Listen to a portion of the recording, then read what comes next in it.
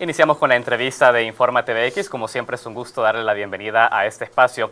Les recuerdo que nuestras redes sociales están abiertas para que ustedes participen con sus respuestas, porque hemos dejado algunas preguntas sobre el tema que estaremos abordando en los próximos minutos.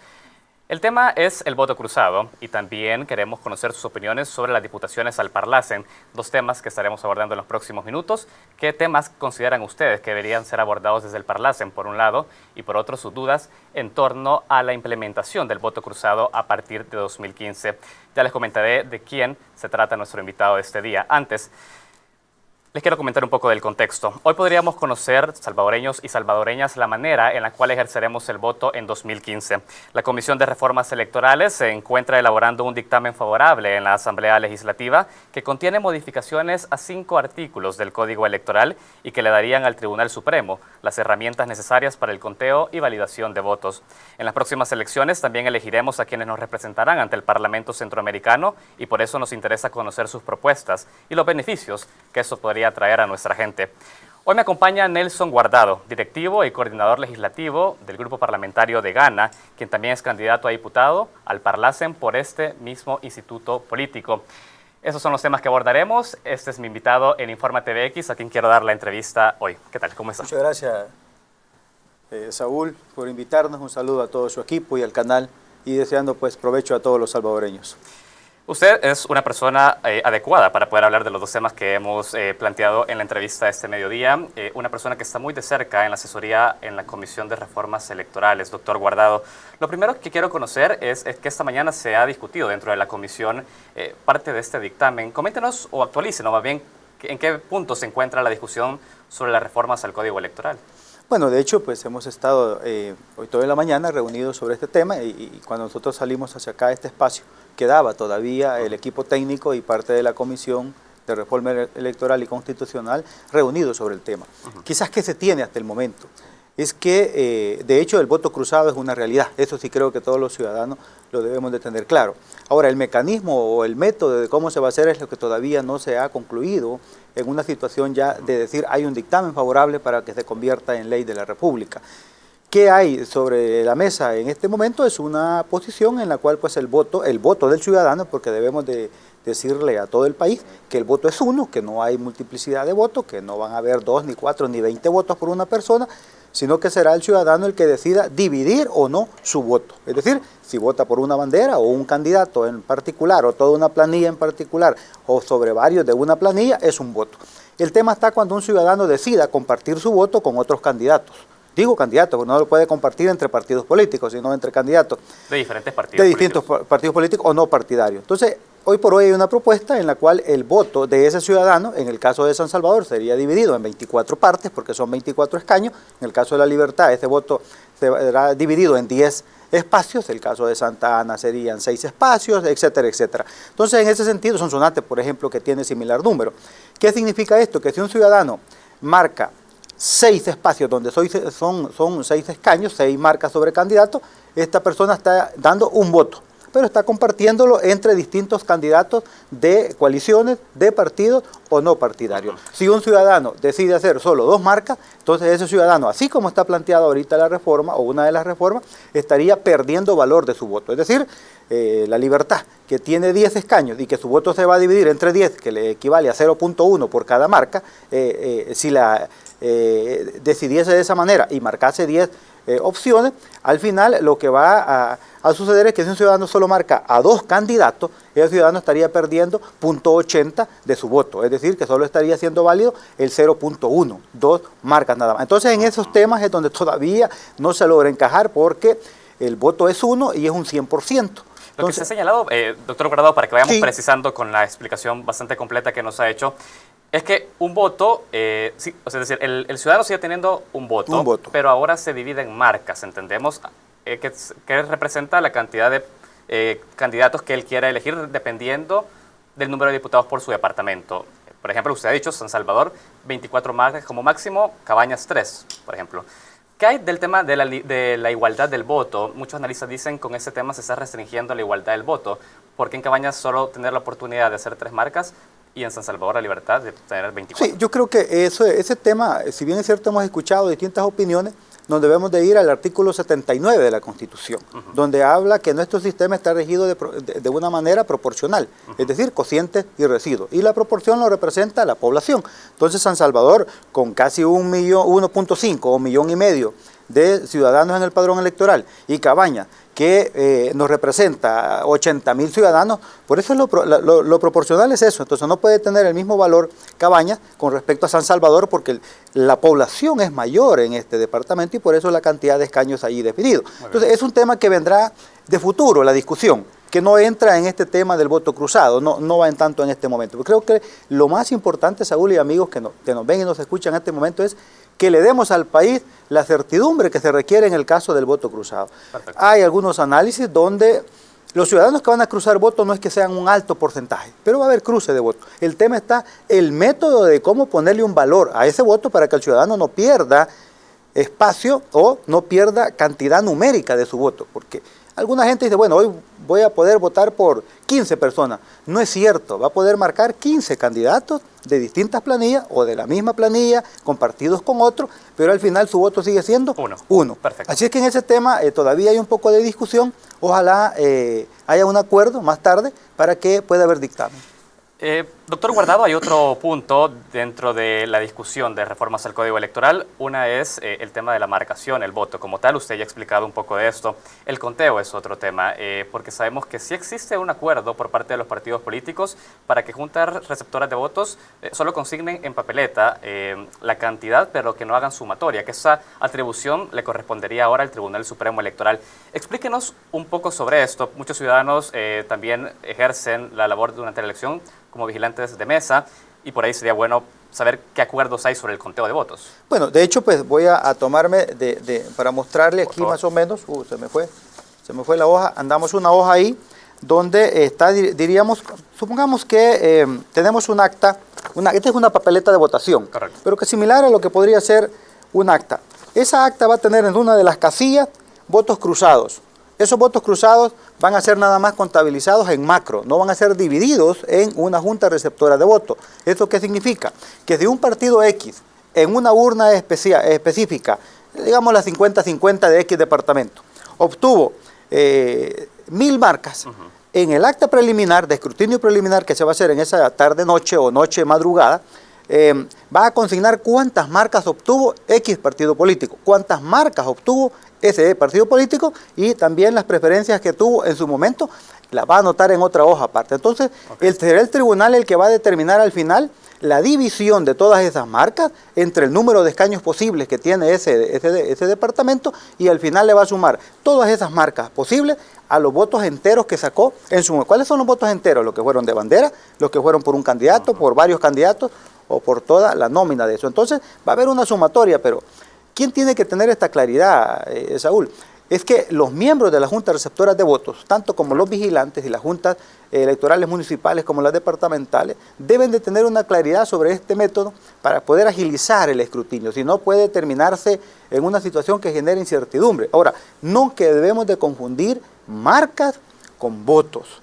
Marcas solo hay uno, hemos dicho. Voto es uno. Yo puedo dividir mi voto en distintas marcas, pero y debo tener cuidado también, porque si me paso del número establecido de la circunscripción, es un voto nulo. Si marco 2 banderas, es nulo. Si marco uno partidario y una bandera, es nulo. Si marco una bandera y un partidario de otra lista, también es nulo. Dejemos eso claro, porque si bien con la sentencia de la sala se habilita para que el ciudadano pueda votar por diferentes candidatos de partidos políticos, no así por distintas banderas.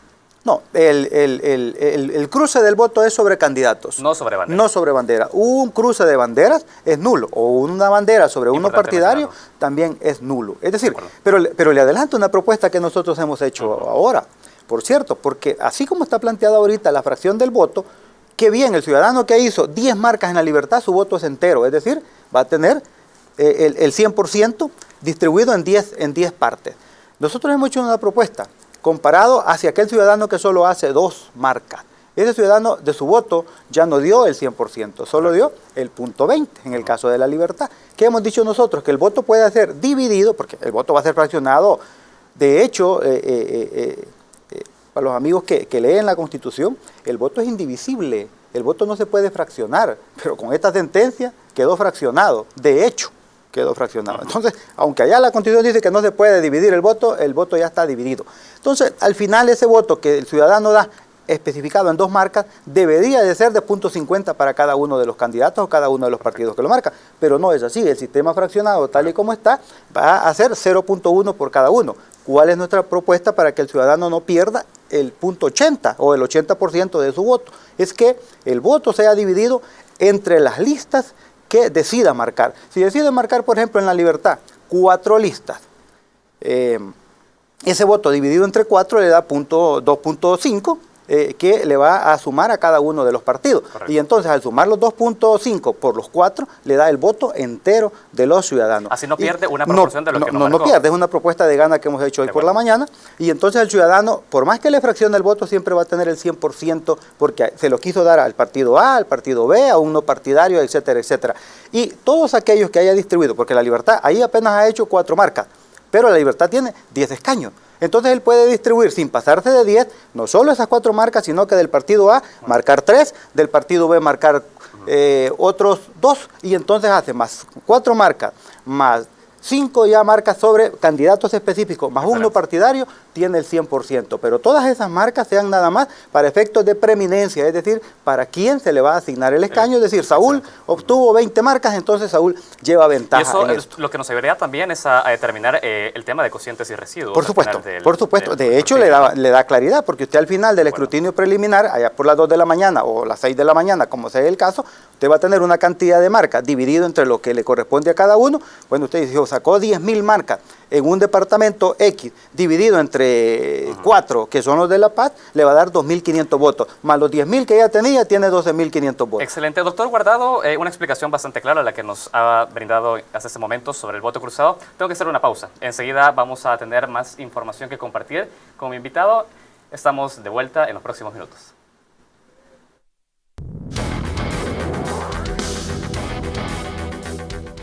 Continuamos con la entrevista de Informa TVX. Hemos dejado algunas preguntas en redes sociales, @canaltvx y @expresatvx son nuestras cuentas en Twitter. También nos pueden encontrar en Facebook.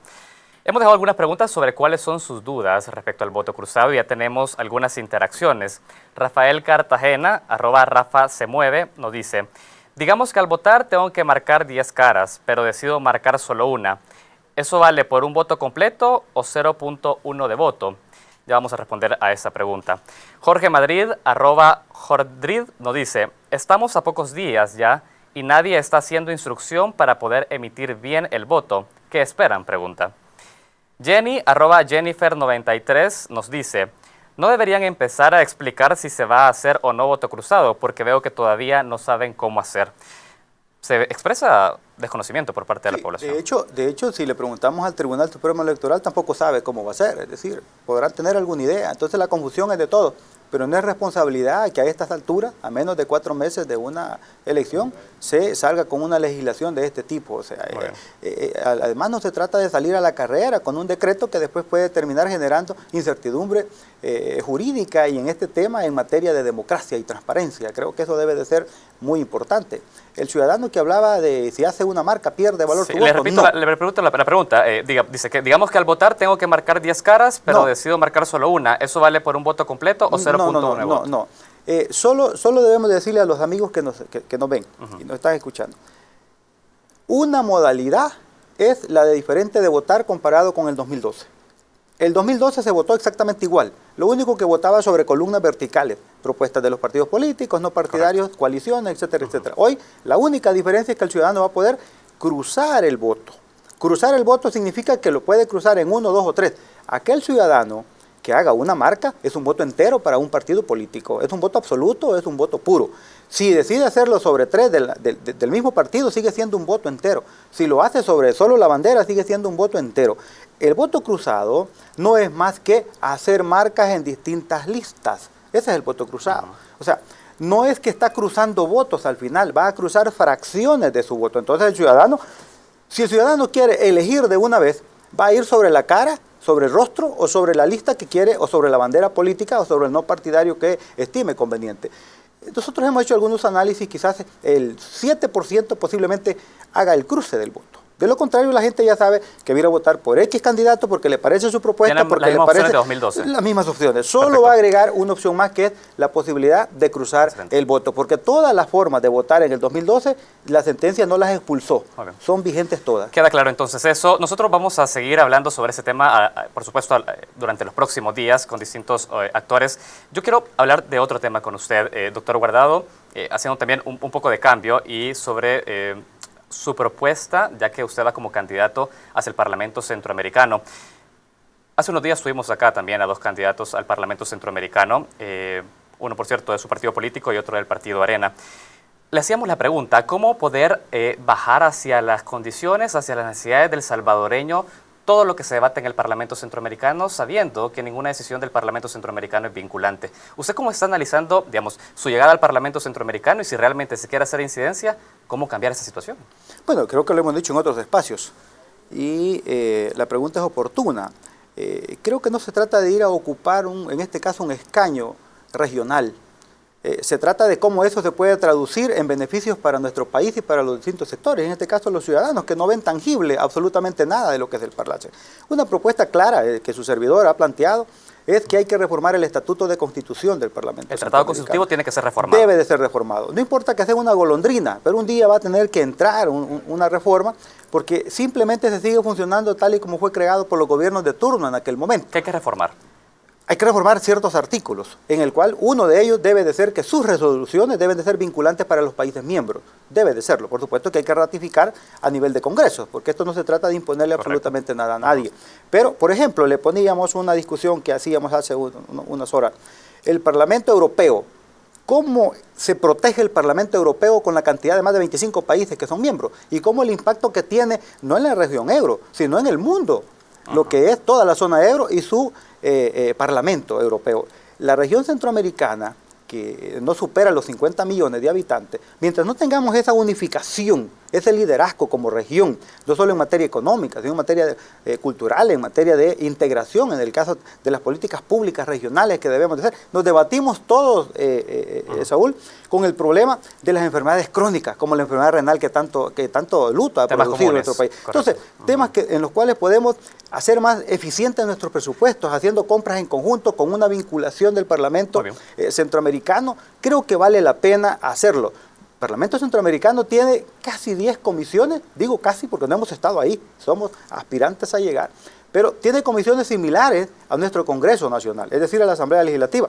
Pero ¿dónde está esa vinculación de ese trabajo?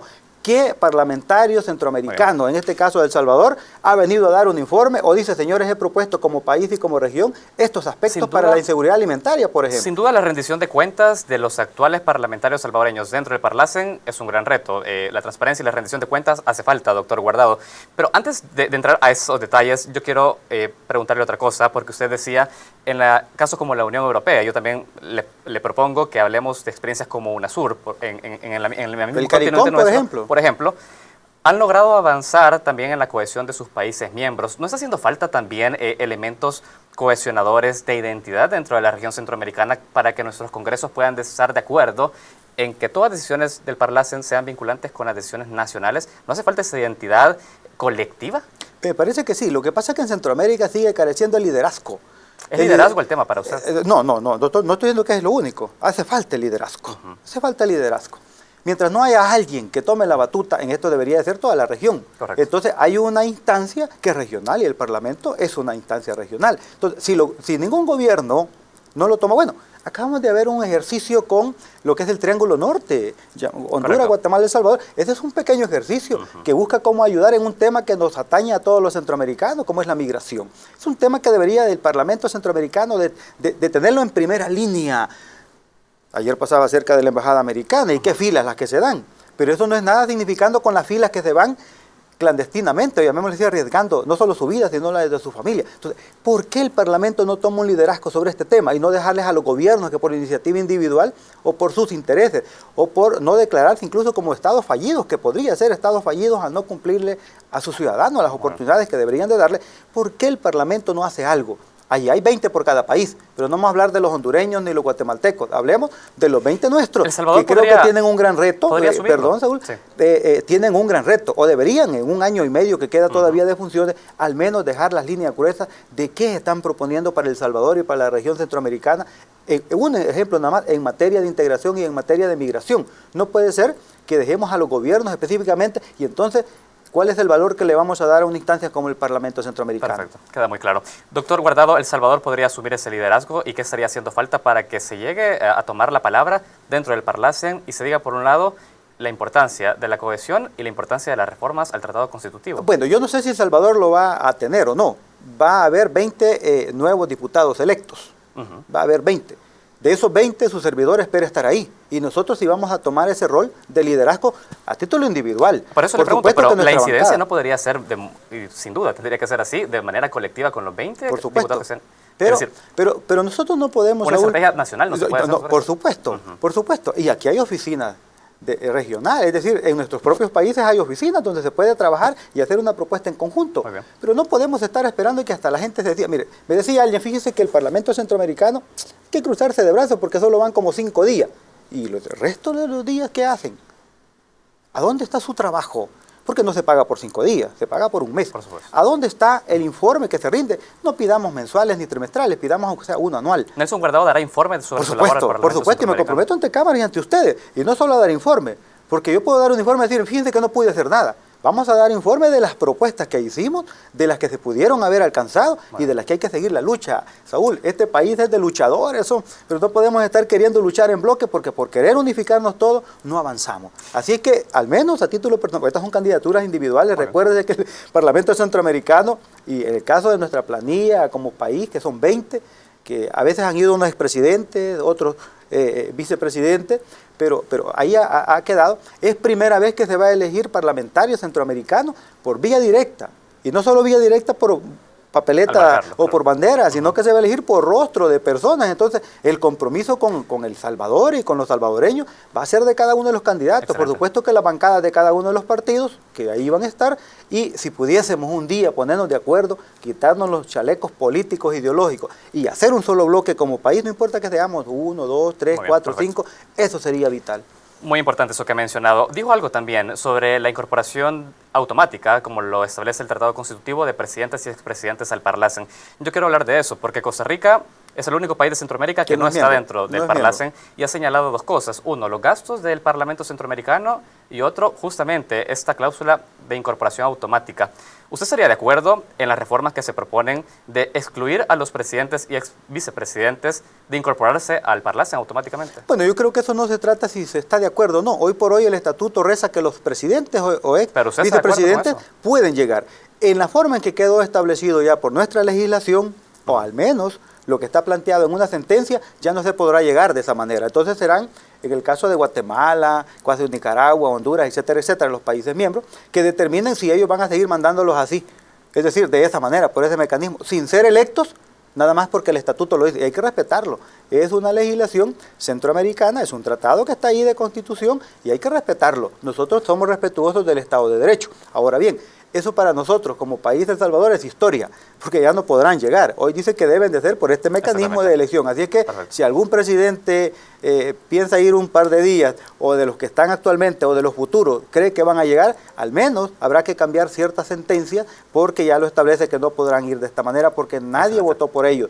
Hoy será, por eso mencionaba Saúl, que es primera vez que se va a votar por 20 parlamentarios que van a ir de una manera directa, elegidos por más de 4,9 millones de salvadoreños, que es el cuerpo electoral, y por supuesto que el nivel de votación andará por un 65%, que serán 3 millones. Sin duda, un importante avance que nos permitirá tener también como ciudadanos una mejor rendición de cuentas de nuestros funcionarios en el Parlacen. Nelson Guardado, coordinador legislativo y también candidato a diputado del Parlacen por Gana. Ha sido un gusto escucharlo y también que nos brinde su análisis sobre esos temas. Muchas gracias. Creemos que lo más importante ahorita no es la elección del 1 de marzo, sino legislar sobre este tema, y de aquí nos regresamos a seguir trabajando. Bendiciones para todos. Excelente, doctor. Nosotros tenemos que hacer una pausa y enseguida volvemos con más noticias en este espacio de información.